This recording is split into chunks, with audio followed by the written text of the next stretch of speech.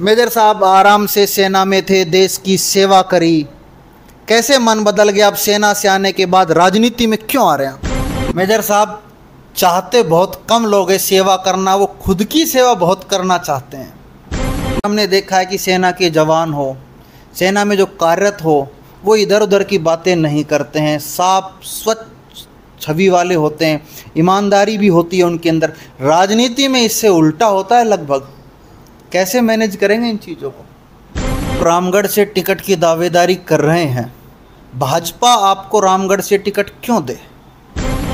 अभी हम कुछ ही समय पहले रामगढ़ के लोगों से, काफ़ी लोगों से मिले हमने और काफ़ी बातचीतें हुई। तो रामगढ़ की जो जनता है, एक तो वंशवाद का विरोध करने लग रही है और रामगढ़ की जनता ये भी कह रहे हैं कि हम बाहरी थोपे हुए प्रत्याशियों को स्वीकार नहीं करेंगे। आप क्या कहेंगे? क्या अब तक रामगढ़ में बाहरी लोगों का ही वर्चस्व रहा है?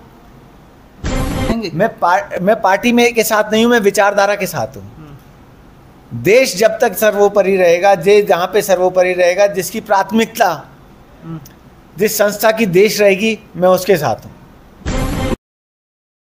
राजस्थान में होने वाले उपचुनाव को लेकर राजनीतिक गलियारों में चर्चाएं बड़ी जोर शोर से चल रही है।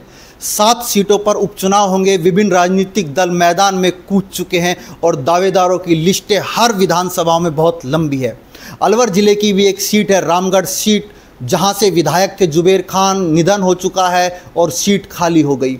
सीट खाली है तो स्वाभाविक सी बात है कि उपचुनाव तो होंगे। अगर हम बात करें यहाँ के राजनीतिक समीकरणों की, कांग्रेस ने लगभग अपना प्रत्याशी तय कर दिया है और सूत्रों की माने तो जुबेर खान का पुत्र यहाँ से मैदान में उतरेगा।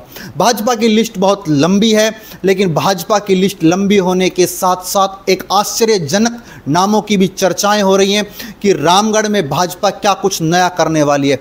हमारे साथ आज एक ऐसी शख्सियत जुड़ेंगी जो आपको वो शख्सियत जो सेना से लेकर और आज आम जन की सेवा में लगे हुए हैं, उन्हीं से हम राजनीतिक मुद्दों पर चर्चा करेंगे। हमारे साथ सेना से सेवानिवृत्त मेजर धीर सिंह है, जो रामगढ़ उपचुनाव को लेकर तैयारी कर चुके हैं और भाजपा से दावेदारी कर रहे हैं। उन्हीं से विशेष चर्चा में हम बातचीत करेंगे। मेजर साहब बहुत बहुत स्वागत है आपका। बहुत बहुत स्वागत। जय श्री राम। जय श्री राम। मेजर साहब आराम से सेना में थे, देश की सेवा करी, कैसे मन बदल गया अब सेना से आने के बाद राजनीति में क्यों आ रहे हैं? एक कहावत है that there is a time to give it back to the society. मेरा सौभाग्य था, मेरे को नौकरी नहीं, देश की सेवा करने का मौका मिला। लोग बाग तो नौकरी करने जाते हैं, पर मेरा सौभाग्य रहा कि मेरा काम भी वो रहा और साथ ही साथ देश की सेवा भी हुई। फौज से मैं रिटायर हो गया हूँ, जीवन में आगे बढ़ना है। मेरा आपको पता ही है, राजनीतिक परिवार रहा है। बहुत से हमारे समाज की, बहुत लोगों की अपेक्षा भी हैं परिवार से कि दोबारा हमारे परिवार से कोई आगे बढ़े।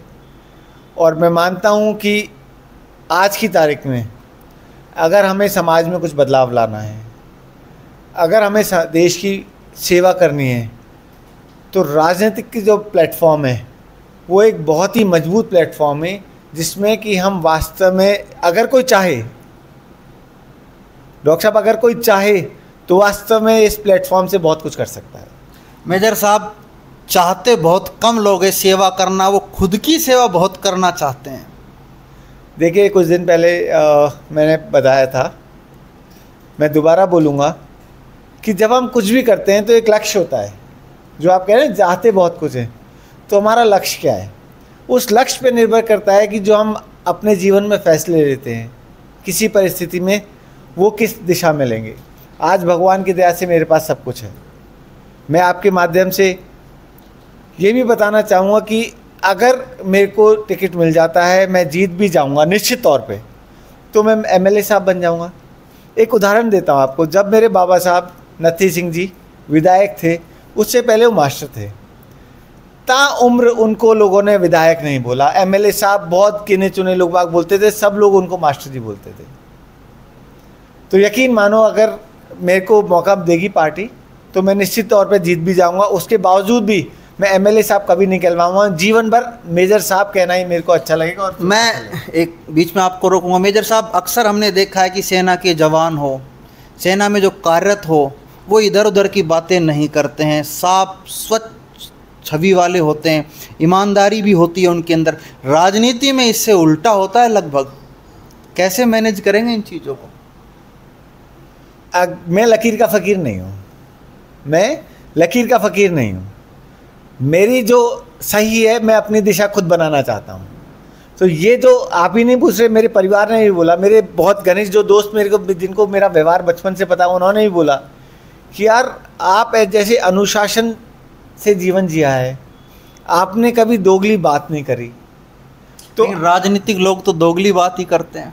मैं सौभाग्यवश एक संघी भी हूँ, मैं स्वयंसेवक भी हूँ, वहाँ पे ऐसा कुछ नहीं होता। और वहाँ पे भी हम चरित्र निर्माण करते हैं, हम देश की सेवा करते हैं, राष्ट्र सर्वोपरि की भावना से करते हैं। तो मेरे को नहीं लगता है कि ये कोई बहुत अड़चन आएगी। ऐसे राजनीति में भी बहुत उदाहरण है, माननीय मोदी जी हैं, आपको लगता है वो दोगली बातें करते हैं? आपको लगता है वो झूठ सच करते हैं? आपको लगता है वो किसी स्वार्थ के लिए कर रहे हैं? लक्ष्य क्या है? देश सर्वोपरि। तो मुझे टोका बहुत लोगों ने, जो आपका सवाल है एक बिल्कुल सही सवाल है, बहुत लोगों ने टोका, पर ना तो मैं बदलूंगा, ना मेरा लक्ष्य बदलेगा, और ना मेरा काम करने का तरीका बदलेगा। आप रामगढ़ से टिकट की दावेदारी कर रहे हैं, भाजपा आपको रामगढ़ से टिकट क्यों दे? मैं आपसे पूछ रहा हूँ, भाजपा मेरे को रामगढ़ से टिकट क्यों ना दे? बहुत लंबी लिस्ट है वहाँ पर। हाँ, सभी हो सकता है, मेरे अलावा बहुत से लोग बाग, मैं बल्कि मानूंगा मेरे अलावा सभी लोग बाग बहुत ही अच्छे कार्यकर्ता हैं। मैं वहाँ पे क्षेत्रीय हूँ, मेरे पास एक पारिवारिक पृष्ठभूमि है, राजनीतिक है, मेरे परिवार की और मेरी सभी समाजों में बहुत अच्छी पकड़ है। मैं शिक्षित हूँ, मैं देश के लिए समर्पित हूँ, मैं देश की सेवा करके आया हूँ, और मैं चुनाव लड़ने के लिए सभी प्रकार से सक्षम हूँ। अभी हम कुछ ही समय पहले रामगढ़ के लोगों से, काफ़ी लोगों से मिले हमने, और काफ़ी बातचीतें हुई।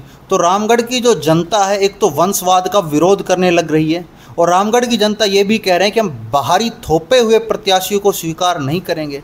आप क्या कहेंगे? क्या अब तक रामगढ़ में बाहरी लोगों का ही वर्चस्व रहा है? देखिए, हमारे रामगढ़ में पिछले 35 वर्षों से कांग्रेस से जुबेर खान साहब और भारतीय जनता पार्टी से ज्ञानदेव आहूजा जी हैं मैदान में। दूसरी पार्टी के बारे में मैं कोई टिप्पणी नहीं करूंगा। ज्ञान जी निश्चित तौर पे, अगर उनका मूल जन्म स्थान रामगढ़ नहीं है, परंतु उनकी कर्मस्थली रामगढ़ है, तो मुझे नहीं लगता कि वो जो बाहरी आप जिनके कह रहे हैं कि पिछले बहुत वर्षों से ऐसा हो रहा है, नहीं है। पर हाँ, आज की तारीख में ज्ञान जी को छोड़ करके यदि कोई दूसरा व्यक्ति जो रामगढ़ का मूल निवासी नहीं है वो आता है, तो यकीनन मुश्किल होगी उसको स्थापित होने। रामगढ़ भाजपा में भयंकर आपसी संघर्ष चल रहा है, लगातार 2 बार पार्टी वहाँ चुनाव हार चुकी है। क्या कारण है? देखिए, परिवार की आपसी फूट एकमात्र कारण है उसका। आप उस फूट को दूर कर पाएंगे? निश्चित, और मेरे को उसमें कोई शक नहीं है, कोई डाउट नहीं है। निश्चित तौर पे मैं आपको यकीन दिला सकता हूँ कि मेरे व्यवहार से मेरे को नहीं लगता कोई भी हमारा कार्यकर्ता मुझसे नाराज़ होगा। तो मैं सभी को एक साथ, मेरे शब्दों पे ध्यान दीजिएगा आप, मैं नहीं बोल रहा हूँ कि मैं सभी को एक साथ लेकर के चल पड़ूंगा। मैं सभी के पीछे एक साथ चल पाऊंगा, सभी को निवेदन करके, उनको प्रोत्साहित करके एक पटल पे ला पाऊंगा, ताकि सभी लोग बाग मेरी मदद करेंगे और सभी मेरे को गाइड करके और कमल के फूल को जिता पाएंगे। मेजर साहब, रामगढ़ की राजनीति में हिंदू मुस्लिम की राजनीति बड़ी सक्रिय रहती है, और वहाँ पर जनता प्रत्याशी बहुत कम देखती है, प्रत्याशियों का चेहरा बहुत कम देखती है। बस हिंदू और मुस्लिम का नारा लगता है, जनता वहाँ वोट करती है और नेता जनता के मज़े लेते हैं। मेरे लिए कर्म ही धर्म है। हिंदू मुसलमान ठीक है, ईश्वर ने हमें जैसे पैदा किया है, ईश्वर भी बीज बेचता है, तो अलग अलग क्यारियों में गिरते हैं लोग बाग। धर्म ही नहीं, हमारे यहाँ तो जातियों में भी बिखर जाते हैं। पर मेरे लिए क्या है? कर्म ही धर्म। आप जातियों की बात कर रहे हैं, रामगढ़ से ही पुरुषार्थी समाज का वर्चस्व रहा है और टिकट उन्हीं के खाते में जाती रही है। क्या लगता है अब की बार क्या होगा? देखिए, उपचुनाव है, ये सारी समीकरण फेल हो जाते हैं। अगर उस हिसाब से कहूँ तो जाट, जैसे पुरुषार्थी आप समाज कह रहे हैं, क्षत्रिय समाज भी है। अगर पुरुषार्थी समाज के इतने वोट हैं तो क्षत्रिय समाज के इतने हैं फिर। और जाति के हिसाब से जाटों की संख्या रामगढ़ में सबसे अधिक है। अगर मैं सिंगल जाति देखता हूं तो जाट सर्वाधिक हैं, लगभग 35,000 वोट जाटों के यहाँ पे। मैं उस गिनती में नहीं आना चाहता हूं। मैं अपने आप को कोई जाति विशेष का व्यक्ति नहीं मानता हूं। मेरे लिए इस सब के मायने हैं कर्म ही धर्म। यदि मैं इस मैदान में उतरा हूं तो मुझे क्या कर्म मिला जाएगा? मेरे को कर्म मिलेगा कि मैं रामगढ़ में एक अच्छा माहौल क्रिएट कर सकूं, रामगढ़ के बुजुर्गों को जो उनको सेवा चाहिए वो दे सकूं, रामगढ़ के युवाओं को जो एक दिशा चाहिए आज के मॉडर्न ज़माने के हिसाब से वो दे सकूं। रामगढ़ में जो माननीय मोदी जी ने इतना बड़ा हमारा दिल्ली मुंबई एक्सप्रेसवे दे सका है, उससे जो आगे आने वाले समय में डेवलपमेंट हो सका है, होने वाला है, उसके लिए मैं रामगढ़ को तैयार कर सकूं। रामगढ़ के अंदर जो भेदभाव आप जिक्र कर रहे हैं, वो भेदभाव किसी कमज़ोर वर्ग के साथ ना हो। वो भेदभाव कोई ऐसा वर्ग जो हमेशा से टटलूबाजी और जो वर्ग इन सब चीज़ों को प्रोत्साहित करता है, उसको मैं रोक सकूं। ये मेरा लक्ष्य होगा। मेजर साहब, ये टटलूबाजी कौन करते हैं रामगढ़ में? टटलूबाजी वो बेरोजगार युवा करते हैं जिनको अपने आप को बेईमान कहने से डर नहीं लगता। टटलूबाजी वो व्यक्ति करता है जिसका परिवार उसको प्रोत्साहन देता है। टटलूबाजी ही नहीं, और भी कई तरह की जिहाद हैं। वो लोग बाग करते हैं जिनको उनके परिवार वाले वो गलत काम करने से रोक नहीं पाते। आप कैसे निपटेंगे उन लोगों से? कानून है, कानून में व्यवस्था है, सख्ती से कानून का पालन होगा। और क्या आज कानून नहीं है? आज वो क्यों नहीं रुक पा रहे? आपकी भी पार्टी के एमएलए रहे हैं रामगढ़ में, फिर भी ना तो साइबर ठगी रुकी, ना टटलूबाजी रुकी, और अपराध निरंतर बढ़ रहा है। आप मेरी इस बात को गौर से सुने। सिंपल सा बात है कि एक फौज जिसमें 100 शेर हैं और उसका कमांडर एक भेड़िया है, भेड़ू है, बकरी है, वो फौज कमज़ोर है बजाय उसके उस फौज के जिसका कमांडर शेर है और उसके पीछे 100 बकरियों की फौज तो है। क्या अब तक कमांडर भेड़िया रहा है रामगढ़ में? मैं भेड़िया नहीं, भेड़ और शेर की बात कर रहा हूँ। रामगढ़ में एक शेर कमांडर की ज़रूरत है। तो पहले नहीं था शेर? मैं फौज में नौकरी कर रहा था। आपको इस बारे में ज़्यादा पता है, आप पत्रकार हैं, जो आपकी राय हैं आप पब्लिक को बताइए। रामगढ़ से विधायक रहे लंबे समय से कांग्रेस से जुबेर खान, कैसा व्यक्तित्व था उनका? रामगढ़ में आज व्यक्तित्व अच्छा था। वो मैं जितना भी मैंने सुना है, मेरा एक आध बार उनसे मिलना भी हुआ। उनका एक सरल व्यक्तित्व के इंसान थे वो, और मैं ईश्वर से दुआ करूँगा कि उनकी आत्मा को शांति मिले। व्यक्तित्व अच्छा था, परंतु मैं बताऊं आपको, यदि हम 35 साल से रामगढ़ की परिस्थिति देखते हैं तो मैं नहीं बोलूँगा कि कांग्रेस का राज रामगढ़ में लोगों के लिए एक सुशासन का राज था। चलिए, एक सवाल आपसे। 35 साल आप बता रहे हैं, भाजपा, कांग्रेस, ज्ञानदेव आहूजा जी, जुबेर खान की राजनीति, यही परिवार वहाँ चलता रहा।